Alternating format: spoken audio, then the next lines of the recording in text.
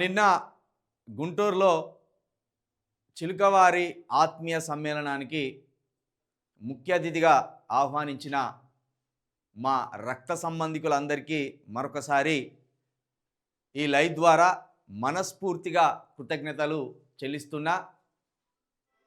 మీరు మీరు భవిష్యత్తులో ఆంధ్రప్రదేశ్లో కావచ్చు, ఇక్కడున్న మేము కావచ్చు, విద్యాపరంగా సమాజపరంగా కూడా అత్యున్నత స్థాయిలో ఉండాలని మనస్ఫూర్తిగా కోరుకుంటున్నా.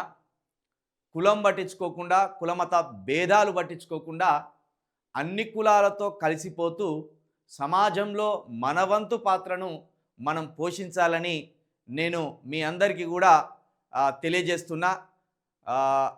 మాకు సంబంధించిన మా చిలుక వంశవృక్షానికి సంబంధించిన ఒక ఆయన కాశ్మీర్లో ప్రొఫెసర్గా స్థిరపడ్డాడు, గుజరాత్లో చార్టెడ్ అకౌంట్గా స్థిరపడ్డాడు, ఒరిస్సాలో ఒక ఐపీఎస్ ఆఫీసర్గా ఉన్నాడు.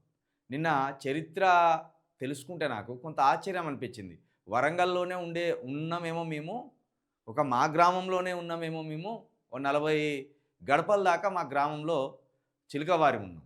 కానీ 2 రాష్ట్రాల్లో చిలుకవారు ఉన్నారనేది నాకు నిన్న నేను అక్కడికి ఆత్మీయ సమ్మేళనానికి వెళ్ళినాక తెలిసింది. లైవ్లోకి పోయినాక కొంత వివరించే ప్రయత్నం చేస్తా.